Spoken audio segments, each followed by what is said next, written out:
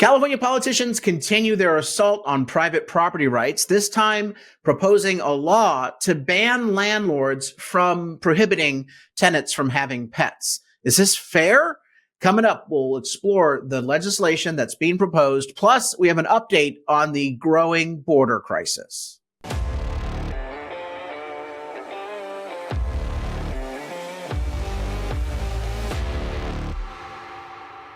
I'm Carl DeMaio, chairman of Reform California, and we're going to get to that legislation banning landlords from prohibiting tenants from having pets in just a moment. And I'm a pet lover, but I'm also, I'm a freedom lover. I am for private property rights. So I want to talk about that legislation, and I want you to sound off in the comments below as to which side you're on. But before we get to that, I want to give you an update on the growing border crisis at California's southern border with Mexico. You know that Joe Biden has created a complete and utter mess, a national security crisis with members of the terror watch list coming across the border in record numbers. We're talking about the latest count is more than 450 of them since Biden took office. It's just astounding.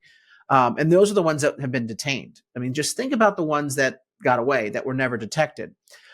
Here is the latest stats. Migrant numbers up in the San Diego sector, encounters with Chinese up 500%. And this is the Border Patrol chief releasing these numbers just for the last quarter.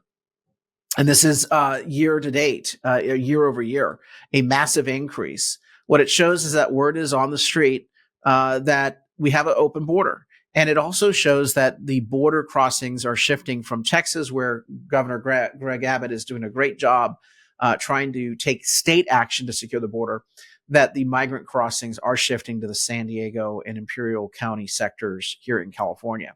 Because, why not? Governor Gavin Newsom has declared us a sanctuary state.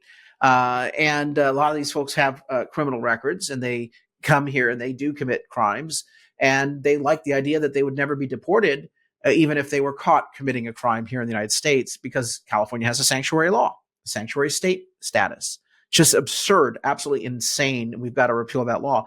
But on top of that, Newsom is giving all these free welfare benefits out. So take a look at the 20,000 migrants just from China. The San Diego sector has had 140,000 apprehensions so far this fiscal year, and that would be October 1st through January 31st.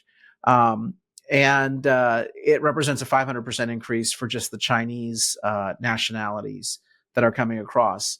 We also have in Jacumba this story of how migrants are using various social media apps, including TikTok, the Chinese TikTok social media app, to get across the to get across the border. Basically, their coyotes videotape the best routes, and then the illegal immigrants follow those routes using their cell phones. You don't even need a coyote anymore. It's a do-it-yourself. It's the online version of hiring a coyote to get you across the border. So it's just insane. If this is how sophisticated the human trafficking operation has become, then we absolutely need to get the federal government off its duff and get this border secure. Here in San Diego, the news this week is the Migrant Welcome Center. Let's just call it what it is, an illegal immigrant welcome center. It is finally setting to close this week because the county has already thrown $6 million of our local taxpayer money at this center. The center hired government workers to help navigate the welfare system for illegal immigrants. It's so appalling because I know so many veterans who are trying to navigate the VA just to get the benefits that they've earned in their service to our country. They don't get navigators. They're told to go to the back of the line, to wait on hold. The illegal immigrants get their personal navigators to help them milk the system. It's outrageous. They're saying now that the challenge is that because the center is shutting down, what are we going to do? What are we going to do for these people? I have an idea. Shut the damn border. secure the border, and you wouldn't have to have a navigator there to help someone go milk the system and find housing at taxpayer expense and welfare and health insurance at taxpayer expense. You wouldn't need any of that crap. You could just shut that border, close that border, secure the border, problem solved. But of course, we're not going to see any coverage of that in the media. They'll just say, oh, boo hoo hoo, the migrant center is going to shut down. Take a look at this long line, by the way, in this picture in the paper. This is a picture from December 6th, 2023, just a few months ago. And this is at the South Bay Community Services facility that serves as the migrant welcoming center so they can navigate the welfare benefits. Let's talk about this bill. Now, let me just put on the table. I love pets. I love animals. I'm an animal lover. And remember, I'm the guy who led the fight to stop the cat in San Diego. We defeated it in 2010. Again, animals rule. But I'm also a free market thinker, and I believe in private property rights. There are landlords out there who say, in my unit, I will rent to human beings, but you're not allowed to have pets. This is not uncommon, by the way. And landlords let people know ahead of time, hey, I have a unit for you to rent, but pets are not allowed. It's the landlord's property. They have a right to decide who and how who gets to use it and how it gets used. Oh, but in California, that's about to change, because there's now a bill sponsored by Democrat liberal nanny state Assembly member Matt Haney of San Francisco, of course, Assembly Bill 2216. It would require landlords to have reasonable reasons for not allowing pets in a rental unit. It even bans landlords from asking about pets. It's just insane. Again, I'm a pet lover. There's a lot of landlords out there that don't mind having pets, but they typically, if they're smart, are going to ask for a pet deposit because pets can, ruin property. Sometimes it requires extra cleaning, and that's why you ask for a deposit. There's nothing crazy about that. But the landlord should decide whether that's something they want to do, if that's a risk that they want to take, even with a deposit, a risk they want to take as it relates to their property. But this bill would ban that, Assembly Bill 2216. Sound off in the comments below. I don't think that this is, I do think it is a partisan issue, because those of us who are true conservatives, limited government, free market conservatives who believe in private property are going to come down against this, even if we love our animals, even if we love the idea that people should be able to get pets. Yes, you should always be able to get a pet with the permission of the person that you're renting from. There are also hotels out there that do not allow pets. You can't check into a hotel saying, "Oh no, I want my pet with me," or going onto an airplane. Oh, I know a lot of the comfort animals and service animals, but you've got this as a common practice that if someone does not want a pet in a restaurant or in a hotel or in a rental or on an airplane, they should have a right to say, these are the rules. If you don't like the rules, then there's probably going to be another facility or another place you can go. But this is, again, part of California sticking it to landlords, and as a result, making California a toxic place to do business, to have apartments, to be a landlord, to rent things out. You're going to get screwed. By every measure, you're going to get screwed. And that's why a lot of these property owners are selling and going elsewhere. That's why a lot of property owners are not building in California. They're not investing in California because it's a toxic place to do real estate in. So there you go. Pet bill, banning pet bans by landlords.